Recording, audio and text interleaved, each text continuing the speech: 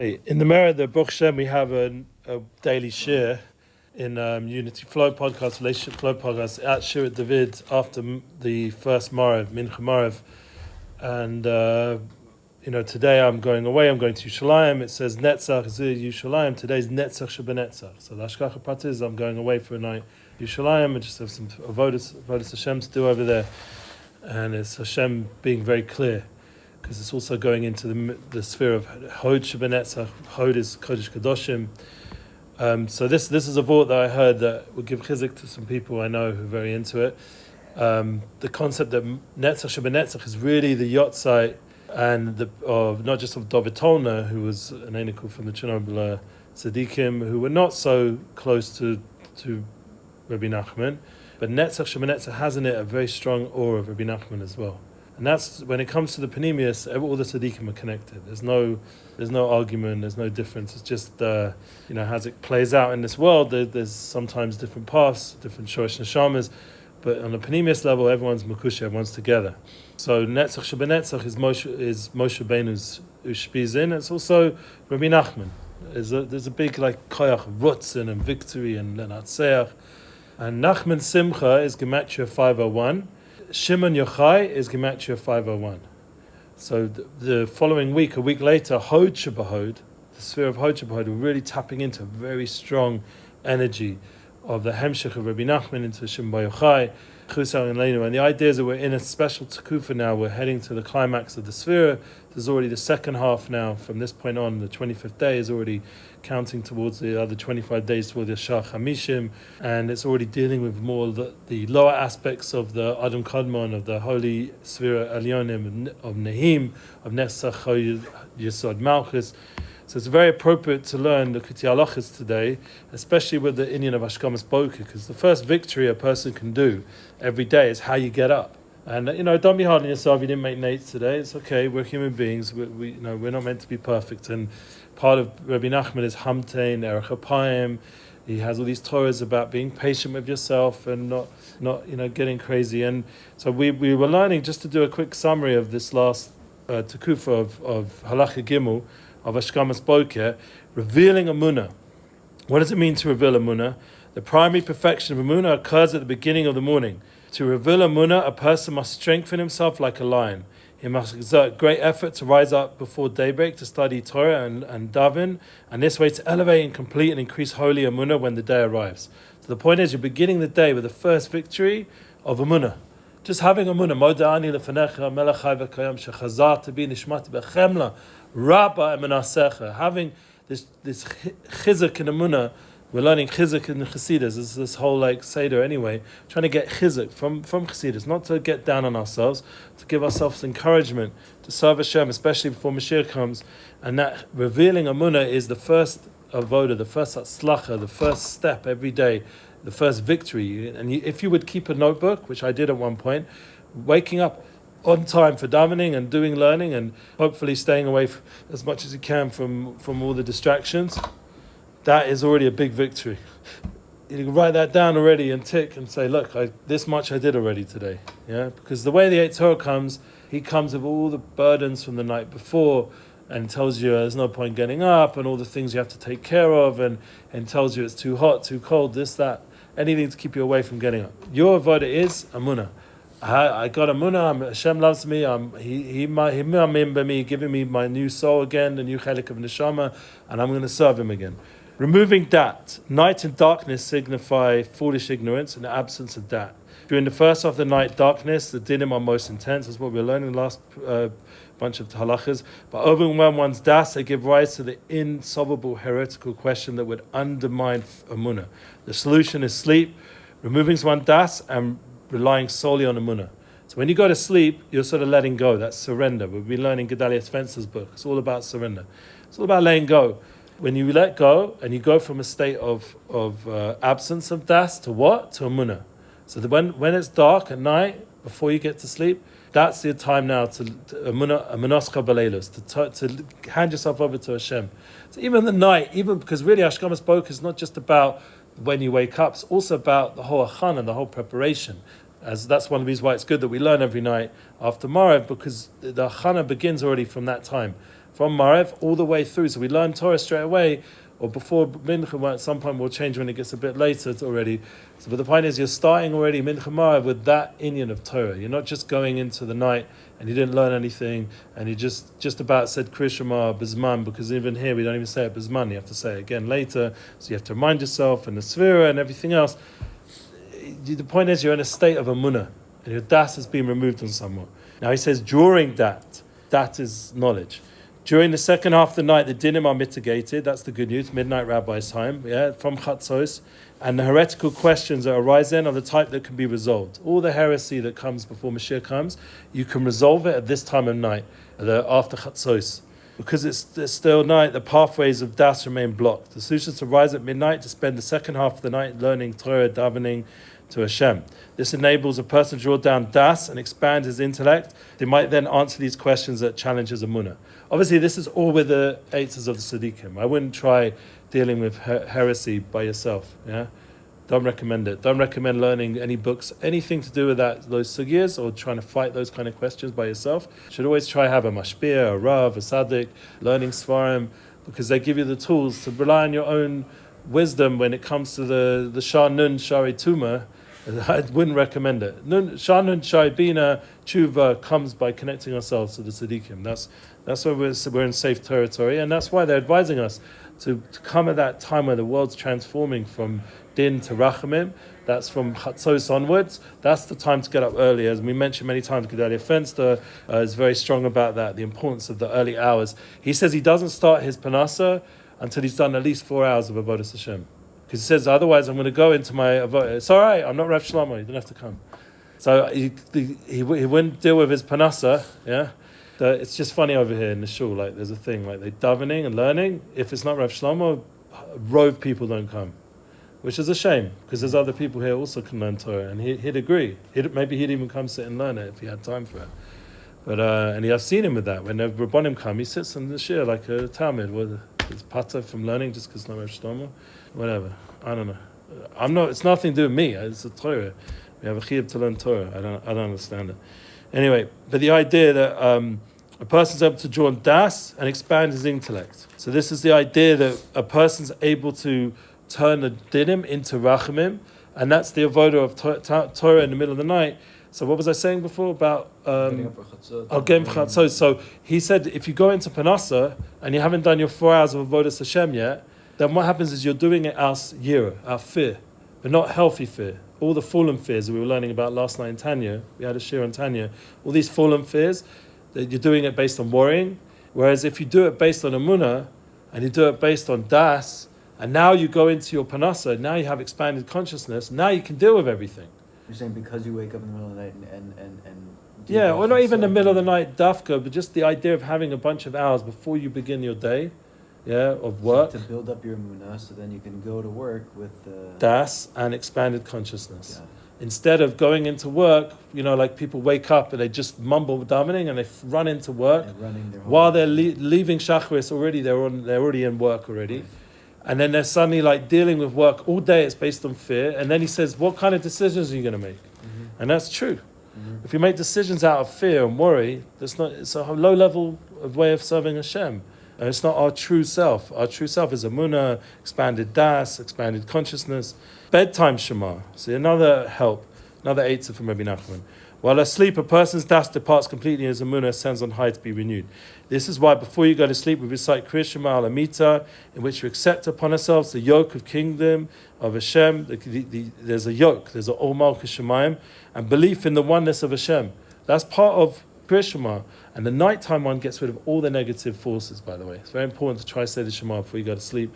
It has a big koach to fix up the Begama Bris. There's a big tikkunim going on, the Kriya Shema al Amita. Rizal has all this Nosach. I personally try to say it before I leave the shul, before I go back home, because I know once I get home, all these things are going to happen. And then if you have it again, say the Shema again before you go to sleep. That would be ideal. But I always try to say a lot of the tefillahs before I leave, because I know that the Eitzah Chaps, you could say that tefillah. Victor Miller brought it once, and I think it's a very good Eitzah, because you're in shul now, you're not rushing anywhere yet, and your wife's not there, your kids aren't there. I mean, please God, your wife, whatever the situation is, the phone's not there. You're in a moment where you're just you're still just davened, you learned something, you're in a bit of a more elevated place.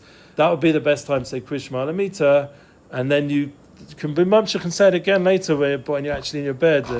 But the point is, you've said the mitzvah, you've already makushed yourself to the right preparation for bed. The point is that people don't think that bed's such a big avodah, but it's the whole key to the waking up is how you deal with the night. And tuning into the oneness of Hashem, it's a big hamtaka. It gets rid of all this negativity that goes on in the nighttime. Complete awareness. By rising at midnight to study Torah and davening, you can merit complete awareness of Hashem's immanence. The knowledge that the whole world is filled with His glory. This is what we're learning. Shulchan Aruch, it brings us.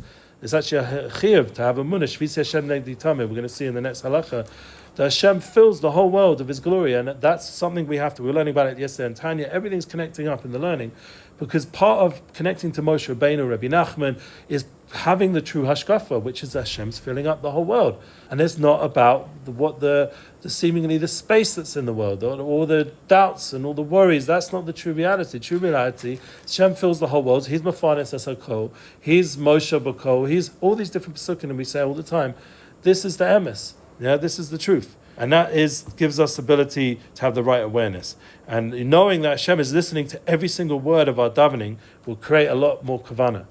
To really believe it, to get out of a small way of looking at Hashem, expand our consciousness and know that Hashem is hearing our tefillahs, and the potential is endless, infinite, that what Hashem can do for us.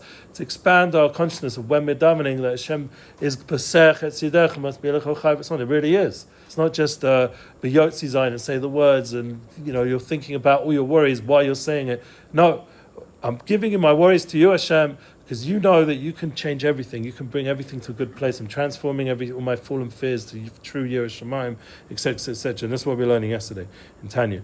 Refraining from eating, even if you've been awake since Chassidus. This one was a hard one, the hardest. Getting up and early that's possible, and all these avodas you can do. But now to not eat before davening. Now say, I don't need to eat before davening. Yeah, but if you're getting up at Chassidos, that's a long night. Yeah. And to come all the way to Shacharis. So if you're davening Nates, Be'idia, it's forbidden to eat before praying. Okay, so that you can do. What about having a coffee? Because really, if you're really holding like Rabbi Nachman and Rabbi Nosson, you won't be having a coffee even. Yeah, not even a coffee. Maybe some water, maybe not even that. So you can recite, because the whole thing is the dryness. It creates some sort of extra segula for your tefillahs to be heard. Because then you can recite Shacharis with proper devotion. Just because satisfying desire for food strengthens the klipa that disturb a person's prayers. So one of the reasons why we get all these bilbalim and thoughts is because we're not in the right physical, emotional, spiritual state when we're davening. We haven't done the proper preparation, so Tzaddick can tell us how to do it. Al pi Shulchan Aruch, Al pi Eitzes. There's a way to get. So we always say, anyway, I'm not even concentrating. But there's actually ways to fix it. There are strategies and there are ways to come to a davening where you actually have kavanah and you're focused and you're in a voda of ruchnius.